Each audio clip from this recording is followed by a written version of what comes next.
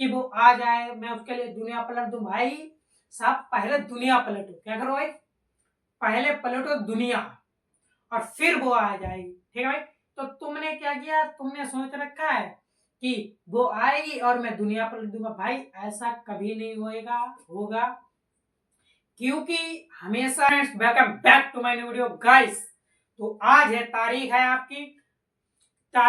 आपकी भाई 25/10/2025। ठीक है भाई। और आपका न्यू ईयर आने में बचे हुए हैं सिर्फ और सिर्फ 68 दिन, यानी कि 68 दिन बचे हुए हैं भाई। तो अगर आपको कमबैक करना है तो कर लो यार, मूव ऑन करना है कर लो। तो भाई करो मूव ऑन, क्योंकि आपके पास सिर्फ भाई 99 दिन, फरवरी में पेपर चालू हो जाएंगे। आज कितने 68 और प्लस 31 कितना हुआ 99 डेज है आपके साथ पास बोर्ड एग्जाम की तैयारी करने के लिए। भाई पूरे 100 दिन मान लो आज से। तो भाई अगर आप कुछ करना चाहते हो तो कर लो भाई, अभी 100 दिन है, 100 दिन बिना टेंशन हुए कुछ भी हो सकता है।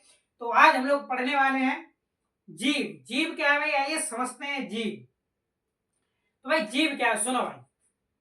सभी जीवों में आनुवांशिक लक्षणों का नियंत्रण, आनुवांशिक इकाई मतलब कि भाई जीव क्या है, इसमें आनुवांशिक के द्वारा बताया हुआ है। आनुवांशिक क्या है भाई, माता पिता के लक्षणों का संतान में पहुंचना आनुवांशिकता कहलाता है भाई।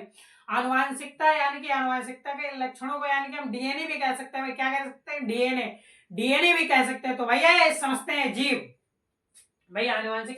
फिर भाई इसके बाद एक ग्रेगर जोन मेंटल, क्या है ग्रेगर जोन मेंटल, अगर आप पढ़ोगे तो ये सब आपके समझ में आ जाएगा कि कल या परसों में आपके पास ग्रेगर जोन मेंटल के बारे में भी पूरी वीडियो आ जाएगी। ठीक है भाई। और ग्रेगर जोन मेंटल के 3 नियम है। ठीक है भाई, जो आनुवंशिकता चैप्टर में है।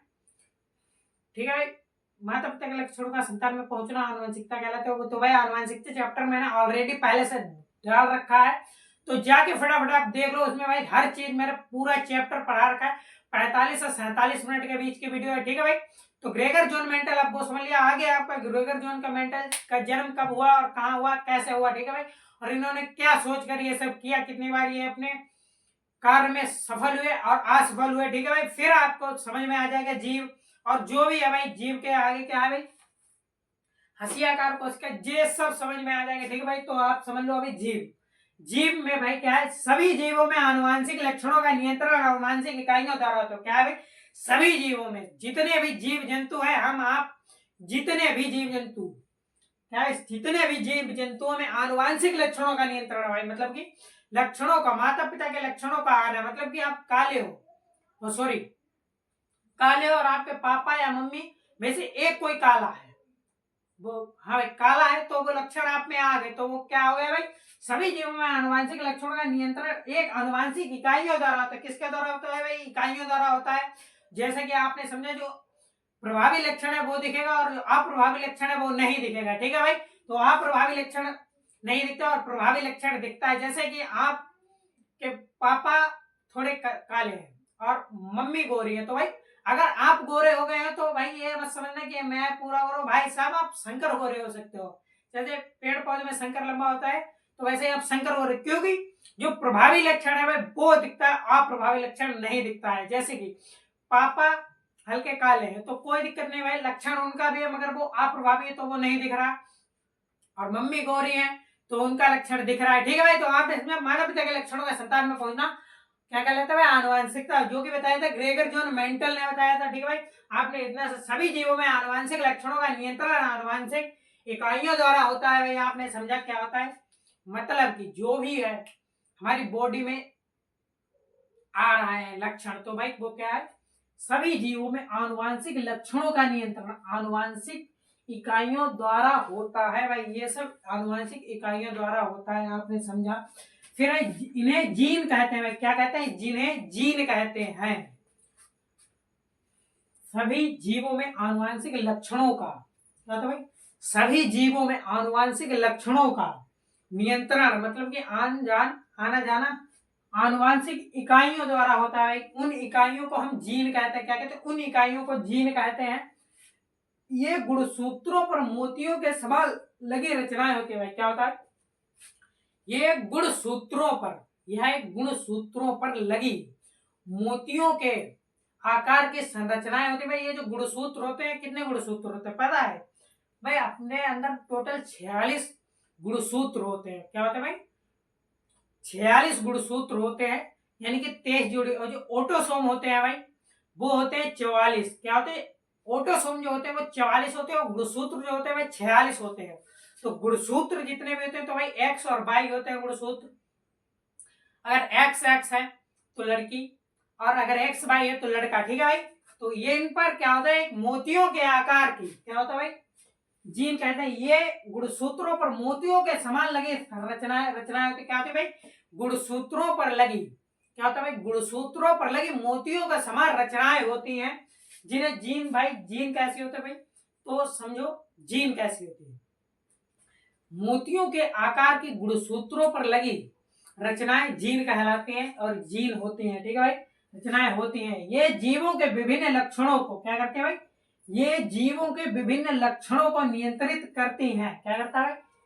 ये जितने भी लक्षण होते हैं ये जीवों के लक्षणों को नियंत्रित करते हैं भाई। हाँ, तो मैंने क्या बोला था उस समय? हाँ, कि तुम सोच रहे हो यार कमबैक करने के लिए। आप पता है बहुत से भाई क्या सोच रहे हैं? क्या सोच रहे हैं? कि वो मिल जाए। क्या मिल जाए भाई? वो मिल जाए तो मैं उसके लिए दुनिया पलट दूं। क्या कर दूं भाई? अगर मुझे वो मिल जाए तो मैं उसके लिए दुनिया पलट दूं। भाई एक चीज बताना चाहूंगा, हो सकता है आपको अच्छी ना लगे, मगर मैं जो कहूंगा 110% भाई सही बोलूंगा। क्या है कि आप सोच रहे हो कि वो मिल जाए तो मैं उसके लिए दुनिया पलट दूं। अबे और वो क्या सोच रही है कि भाई तुम्हारे पास, अगर मान लो एक बात बताओ, सपोज करो कि तुम्हारे पास नहीं है कुछ भी नहीं है तुम्हारे पास। तुम वो सॉरी मतलब कि तुम हो कोई, अब कहीं तुम्हें जाना है यार, मतलब बिल्कुल उसके पास कुछ नहीं है, तो एक बात बताओ, आप जाओगे? नहीं जाओगे ना भाई। जब आप नहीं जाओगे तो दूसरा व्यक्ति कैसे आ सकता है? तुम सोच रहे हो कि वो आ जाए मैं उसके लिए दुनिया पलट दूं। भाई साहब पहले दुनिया पलटो। क्या करो भाई? पहले पलटो दुनिया, और फिर वो आ जाएगी। ठीक है भाई? तो तुमने क्या किया? तुमने सोच रखा है कि वो आएगी और मैं दुनिया पलट दूंगा। भाई ऐसा कभी नहीं होगा। क्योंकि हमेशा ही एक बात बताओ, सूखे कुएं में कोई नहीं जाना चाहेगा। हमेशा व्यक्ति जाएगा तो पानी पीने के लिए, जहां पानी होगा वहीं जाएगा। ठीक है भाई? तो समझने वाले के लिए इशारा काफी है, और रोते हुए बच्चे के लिए गुब्बारा काफी है। आपने समझ लिया होगा मैं कहना क्या चाह रहा हूं भाई। कोई चीज पर फोकस मत करो, बस अपनी स्किल्स और कामयाबी पर फोकस करो, जो आपको कामयाब बनाएगी। भाई जिसे सोच रहे हैं आप कि ये मिल जाए दुनिया बदल दूं, भाई जब आप कामयाब हो जाओगे दुनिया बदल चुकी होगी, वो अपने आप आ जाएगा। ठीक है भाई? तो ज्यादा टेंशन ना लो यार। जो तुम्हारा गोल है उस उसके लिए मेहनत करो। बाकी जो आप सोच रहे हो वो सब आपके साथ हो जाएगा भाई, जो भी आपने सोचा है आज तक। क्योंकि मैं एक ही चीज कहता हूं, आज नहीं तो और कभी आएगा हमारा भी दौर कभी। और जिस दिन दौर आएगा उस दिन तुम्हारे नाम की आंधी चलेगी, लोग कहेंगे योग हो गया रहा है भाई। ठीक है? तो आगे है आपका क्या है भाई? इतना आपने समझ लिया था। जीवों में विभिन्न लक्षणों को नियंत्रित करते भाई ये डीएनए का वो क्या होता है भाई? ये डीएनए का वो भाग होते हैं भाई। डीएनए के वो भाग होते हैं, मतलब कि भाई डीएनए क्या होता है भाई? एक लक्षण होता है यही भाई।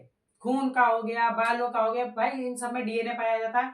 अगर आपके घर वाले कहें कि अगर आपको कोई चिढ़ा भी रहा हो, मैं काला हूं और तू देख, वो सॉरी यार मिस्टेक हो गया भाई, तू काला है मैं गोरा हूं, तो भाई अपने मम्मी पापा से कहना चलो भाई डीएनए टेस्ट करा लेते हैं। अगर वो लोग कहे तुझे घोर से उठा ले, कुछ नहीं यार, तो आप सीधे कहना चलो डीएनए टेस्ट कराते हैं। तो घर वाले भी सोचेंगे हाँ यार बच्चा कुछ पढ़ रहा है, उसे भी पता लग रहा है। ठीक है भाई? तो डीएनए क्या होता है? मेरे अंदर आने वाली पीढ़ी और मेरे जो भी बुजुर्ग, सब में डीएनए एक ही होता है भाई। ठीक है? तो आपने समझा। तो ये डीएनए का वो भाग होते हैं जिनमें प्रोटीन के निर्माण की सूचना होती है। क्या होता है भाई? डीएनए का वो भाग होते हैं जिनमें प्रोटीन के निर्माण की सूचना होती है भाई। जब उसे सूचना मिलती है तभी प्रोटीन का निर्माण होगा। आपको भूख लगेगी तभी आप खाना खाओगे, वरना आप खाना तो नहीं खाओगे ना। तो ऐसे ही वो है भाई, ये डीएनए का वो भाग होते हैं जिनमें प्रोटीन के निर्माण की सूचना होती है। ठीक है भाई? आपने इतना समझा। आगे अब आपको समझाने वाले ग्रेगर जोन मेंडल के बारे में प्रत्येक जीव के संतान, मतलब कि भाई जो भी ग्रेगर जॉन मेंटल ने जो भी समझाया और कहाँ इनका जन्म हुआ, कब कितने साल उन्होंने प्रयास किया अपने अचीवमेंट के लिए, ठीक है भाई। तो ये सब आपको समझाने वाले हैं अगले वीडियो में। तो भाई इससे जाने से पहले आपके लिए कुछ लाइन्स लाया हूं, सुनिएगा भाई। क्या है पता, सुनो भाई, बहुत ही अच्छी लाइन्स लाया हूं। चलो अच्छा हुआ कि तुम मुझे भूल रहे हो, क्या है, चलो अच्छा हुआ कि तुम मुझे भूल रहे हो, मुझे भी घमंड था, क्या है, सुनो यार एक बार, अब रिपीट नहीं करूंगा भाई। चलो अच्छा है कि तुम मुझे भूल रहे हो, चलो अच्छा है कि तुम मुझे भूल रहे हो, मुझे भी घमंड था कोई है मुझे चाहने वाला, ठीक है भाई। तो आपने समझा। अगर वीडियो पसंद आए तो लाइक करें, कमेंट करें, शेयर करें और चैनल को सब्सक्राइब करना ना भूलें। मिलते हैं अगले वीडियो में, तब तक के लिए जय हिंद, जय भारत, धन्यवाद।